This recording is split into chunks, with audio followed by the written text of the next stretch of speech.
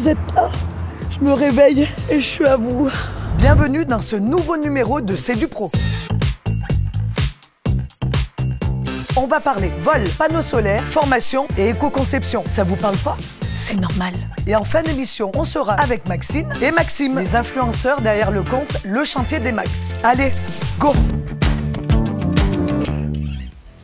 Oh, le soleil, c'est trop bon, je peux pas m'en passer. Et il n'y a pas que moi. Aujourd'hui, les Français ne peuvent pas se passer de leurs panneaux solaires. On vous explique tout sur cette nouvelle tendance. En 2022, la France comptait 184 150 installations photovoltaïques. C'est 3,5 fois plus qu'en 2019. Et cette croissance fulgurante n'est pas près de s'arrêter. Avec la hausse du prix de l'électricité, les pénuries, les Français cherchent des solutions d'indépendance et surtout à faire des économies. Aujourd'hui en France, une maison sur 50 est équipée. C'est bien. Mais aux Pays-Bas par exemple, c'est déjà une maison sur 4 qui est équipée. Et ça, c'est mieux. Mais la demande ne fait que croître et beaucoup de particuliers veulent s'y mettre. On voit même apparaître aujourd'hui des services de location de panneaux solaires qui proposent des panneaux et leur installation en échange d'un loyer. Mais au final, est-ce que c'est vraiment rentable, le photovoltaïque? En moyenne, l'achat et l'installation coûtent 7 000 € ou 55 € par mois à la location. Cette installation permet de réduire sa facture d'électricité, mais aussi de gagner un peu d'argent, puisque le surplus produit est revendu sur le réseau général. L'État offre aussi une prime pour les installations destinées à l'autoconsommation qui oscille entre 1 500 et 3 000 € sur 5 ans. Avec autant d'avantages, les panneaux solaires ont de beaux jours devant eux et les chantiers d'installation vont se multiplier. Sur les chantiers, il y a parfois des voleurs qui se baladent. Elle est un peu louche, elle, non? Le vol de matériaux et d'outillage peut carrément plomber le budget d'un chantier. Et ça pèse sur les finances des pros. Heureusement, il y a des solutions pour éviter les vols. Venez, je vous montre. Les vols sur chantier coûtent chaque année 1 milliard d'euros au BTP. On pense évidemment au vol de matériel, mais on oublie souvent la cybercriminalité, qui peut coûter très cher aux entreprises. Près de 52% des entreprises françaises ont déclaré une cyberattaque en 2022 pour un coût moyen de 18 645 € pour les TPE-PME. Alors, pour lutter contre les criminels, pas de solution miracle. Surtout du bon sens. Et quelques investissements. Côté vigilance, il s'agit de ranger les chantiers, de ne pas faire le plein de véhicules en fin de journée, de rester discret sur les dates de livraison et de réduire au minimum les stocks sur chantier.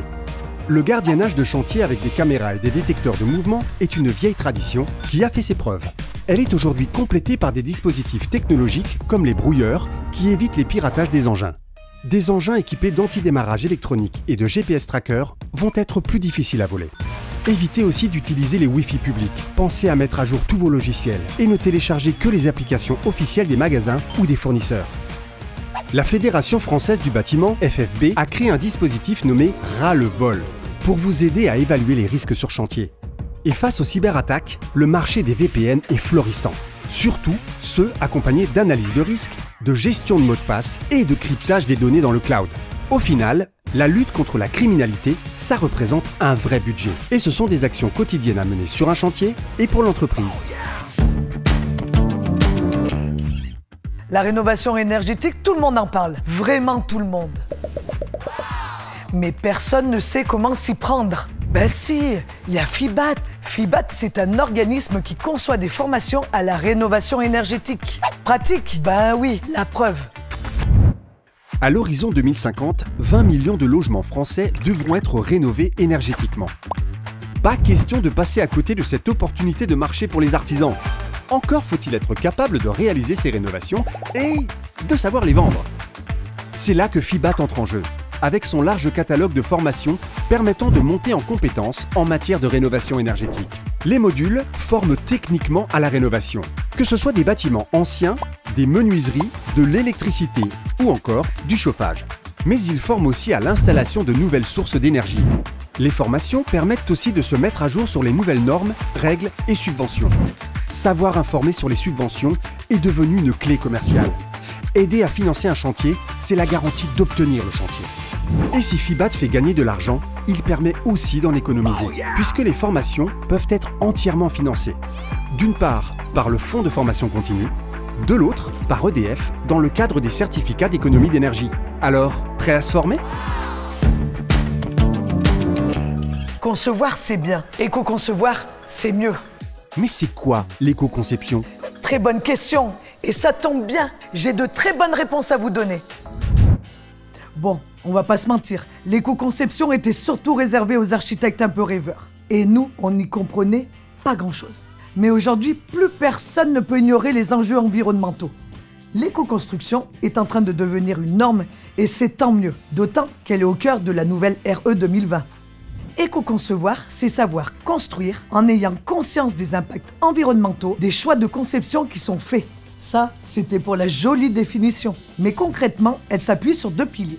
L'analyse du cycle de vie et l'approche multicritère. L'analyse du cycle de vie prend en compte toutes les étapes de la vie d'un produit ou d'une construction, de l'extraction des matières premières à sa fin de vie, en passant par son transport ou son utilisation. On fait un gros calcul, comme ça on peut estimer son empreinte carbone. L'approche multicritère prend en compte tous les indicateurs environnementaux, et pas seulement l'empreinte carbone, mais aussi l'épuisement des ressources, la couche d'ozone, l'acidification des sols, la pollution de l'air et de l'eau, et la production de déchets. L'éco-conception a poussé la porte des universités. Des cursus scolaires proposent des options ou des filières d'éco-conception. La relève s'y met et c'est à nous de les suivre. Quand on est jeune, on a plein de projets. Faire la fête, partir en voyage. Eux ont décidé de construire leur maison et de le partager sur les réseaux sociaux. Hello tout le monde, on vous embarque avec nous dans notre projet fou d'autoconstruction et de rénovation sur un grand terrain de 2 hectares en Normandie. Et tout ça à 2, avec un peu d'huile de coude, de bonne humeur et de volonté. Bonjour Maxime, bienvenue, je veux tout savoir sur vous. On est des anciens Parisiens. J'étais commercial dans le numérique et Maxine était éditrice, donc elle publiait des livres. Voilà.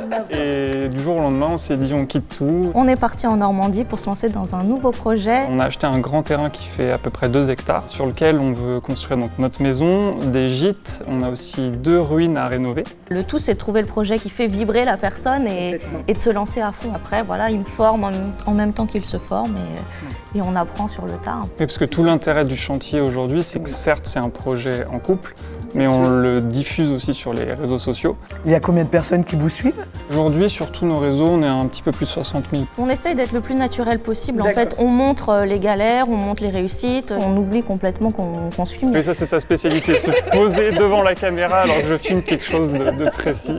Merci Maxime, plein de bonnes choses pour la suite. Et puis faites-nous une belle maison et on manquera pas de vous suivre. On va essayer. Okay. Cette interview t'a plu? Retrouve-la en intégralité sur YouTube. Qu'est-ce qui s'est passé de beau ce mois-ci sur les chantiers? On découvre tout ça dans le Zap de Pro.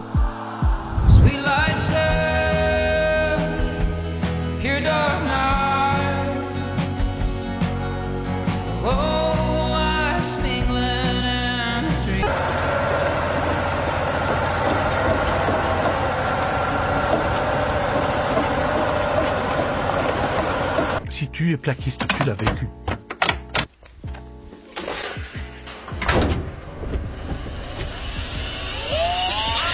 Continue, c'est des risques comme c'est impossible. Pour plus que ça arrive, du coup, bah, t'as le mode visseuse, dévisseuse, et au milieu, tu bloques. Ta gâchette, elle est bloquée.